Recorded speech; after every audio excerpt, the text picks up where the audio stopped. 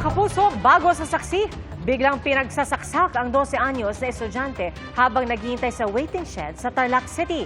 Inigawan pa ng suspect ang cellphone ng babaeng biktima. Saksi, si CJ Turida ng GMA Regional TV.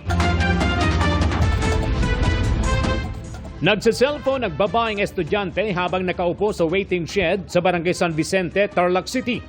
Isang lalaki ang bigla na lang tumabi sa kanya at agad siyang pinagsasaksak.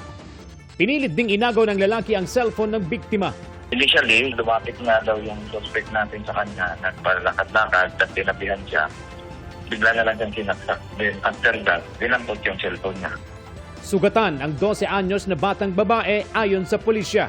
Agad namang natuntun ang suspect sa tulong ng isang concerned citizen.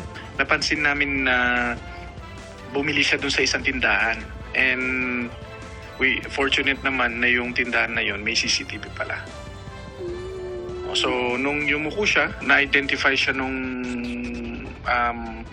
may-ari ng tindahan na dati siyang nagbo-vulcanize dun sa tapat ng school.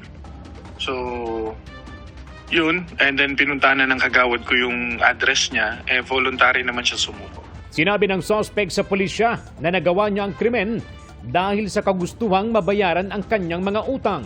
Na-recover mula sa suspect ang screwdriver na ginamit bilang panaksak at ang ninakaw na cellphone. Nahaharap siya sa kasong frustrated homicide at robbery. Wala pang pahayag ang kaanak ng biktima. Para sa GMA Integrated News, ako si CJ Torida ng GMA Regional TV, ang inyong saksi. Mga kapuso, sama-sama tayong maging saksi. Mag-subscribe sa GMA Integrated News sa YouTube at para sa mga kapuso abroad, samahan niyo kami sa GMA Pinoy TV at sa www.gmanews.tv.